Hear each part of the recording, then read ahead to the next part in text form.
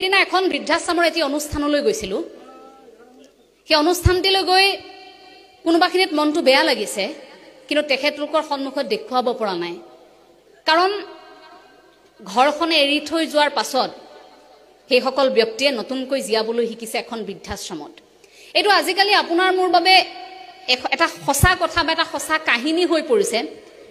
আপুনি অনুমান কৰকচোন, ল'ৰাটো গাঁওখনৰ পৰা বহুত সপোন লৈ চহৰত ভৰি থৈছে, চহৰত পঢ়িছে, তাৰ পাছত লাহে লাহে প্ৰতিযোগিতাৰ দৌৰত নামি পৰিছে যে মই এতিয়া কিবা এটা কৰিব লাগিব। লাহে লাহে প্ৰতিযোগিতাবোৰ বাঢ়িছে, ল'ৰাটোৰ বা ছোৱালীজনীৰ মনত সেই কথাটো বেছিকৈ শিপাইছে, নাই সোনকালে চাকৰি এটা কৰিব লাগিব। লাহে লাহে লোভনীয় বেতনটো মনত সোমাইছে, কিবা এটা কৰিবই লাগিব।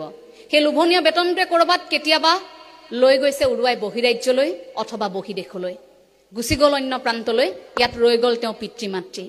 কেতিয়াবা অসুস্থ হৈছে, ঘূৰি আহিব পৰা নাই সময়মতে, চাকৰিৰ কথা উভতি আহিব নোৱাৰে। এখন সঁচা ছবি। আৰু তেনেকুৱা এটা সময়তে আপুনি মই এতিয়া স্বীকাৰ কৰিবই লাগিব যে এতিয়া অন্তত সেইসকলক জীয়াই থাকিবৰ বাবে এখন বৃদ্ধাশ্ৰমৰ প্ৰয়োজনীয়তা আছে। কিন্তু যদি আধ্যাত্মিকতাৰে আমিবোৰ জীপাল হৈ থাকোঁ, ঈশ্বৰমুখী যদি চিন্তাধাৰাত থাকোঁ, তেন্তে হয়তো তেনে বৃদ্ধাশ্ৰমৰ প্ৰসংগ লাহে লাহে আমাৰ মাজৰ পৰা নোহোৱা হৈ যাব। আপুনি চাব, গ্ৰাম্যাঞ্চলৰ তুলনাত চহৰ অঞ্চলত বৃদ্ধাশ্ৰমৰ প্ৰয়োজনীয়তা বেছি, গ্ৰাম্যাঞ্চলত নহয়। যৌথ পৰিয়াল মৰমেৰে আৱৰি ৰাখিছিল সকলোৱে সকলো, কিন্তু এতিয়া লাহে লাহে সেই পৰিয়ালবোৰ ভাঙি আমি ব্যক্তিগত স্বাৰ্থৰ এটা আন্ধাৰ কোঠাত লাহে লাহে নিজক বন্দী কৰিছোঁ।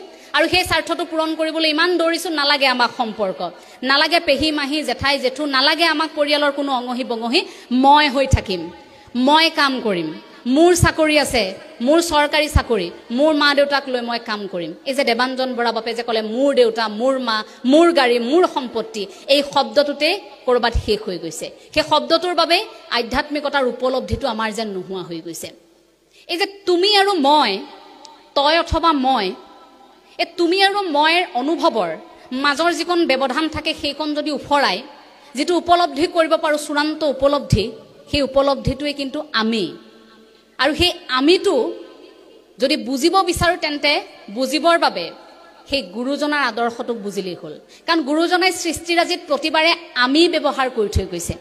ক'তো গুৰুজনাই মই, ক'তো তুমি ব্যৱহাৰ কৰা নাই। ভকতসকলে আমি একেলগে এই ধৰণৰ কথাবোৰ ব্যৱহাৰ কৰি থৈ গৈছিল। গতিকে ভাবক যে আমাৰ গুৰুজনা কিমান দূৰদৰ্শী আছিল, যে আজিৰ পৰা বহু বছৰৰ পাছত এইখন সমাজ কেতিয়াবা বিশৃংখল হ'ব। এই মানুহখিনি আজি যিখিনিক মই মাহ প্ৰসাদ খুৱাই ৰাখি আছোঁ, যিখিনিক মই আজি চিহ্নযাত্ৰা ভাওনাৰ জৰিয়তে মই সপ্ত বৈকুণ্ঠৰ কথা বুজালোঁ, এই মানুহখিনি এদিন খেলি মেলি কৰিবই। হয়তো গুৰুজনাই সেই কথাটো অনুভৱ কৰিছিল। গতিকে কেনেকৈ আমি সেই আমি শব্দটোৰ বান্ধোনটোত থাকিব পাৰোঁ, সেই কথাষাৰ হয়তো সেই তেনেকৈ বুজাই থৈ গৈছিল। কিন্তু সেই সৃষ্টিৰাজিক আপুনি মই অনুভৱ কৰিব নোৱাৰোঁ। আমি এটা নিৰ্দিষ্ট দিনত ভাগৱত ব্যাখ্যা শুনো, আমি আন সময়ত শুনিব নোৱাৰোঁ। কীৰ্তনখন মেলি চাবলৈ আমাৰ সময় নাই, আমি গুণমালা পঢ়িবৰ বাবে সময় নাই, বা নামঘোষাৰ জৰিয়তে ঈশ্বৰক প্ৰাৰ্থনা কৰিবলৈ আমাৰ সময় নাই। এলাহবোৰ লাহে লাহে বাঢ়িছে, কিন্তু তাৰ মাজতো সেই আধ্যাত্মিকতাক একাংশই ধৰি ৰাখিছে। সেইসকলৰ মাজত কিন্তু আপোনালোক পৰে। ধৰি ৰাখিছে বাবেই এখন প্ৰাথমিকে আজি 50টি বৰ্ষ অতিক্ৰম কৰিলে। ধৰি ৰাখিছে বাবে একোটি আধ্যাত্মিক অনুষ্ঠানে 100 বছৰ 200 বছৰ গৰকিছে। কিন্তু ঐতিহ্যটোৰ পৰা আঁতৰি নোযোৱাকৈ গতি কৰিব লাগিব। সেই ঐতিহ্যৰ পৰা আঁতৰি নোযোৱাকৈ যদি গতি কৰে, তেতিয়াহে কিন্তু সেয়া আমাৰ বাবে বা সমাজৰ বাবে ই এটা ভাল লগা নিদৰ্শন হৈ থাকিব পাৰে। গতিকে গুৰুজনাৰ সেই আমি তত্ত্বটো বুজিবৰ বাবেও আমাক এতিয়া কিন্তু সময়ৰ প্ৰয়োজন।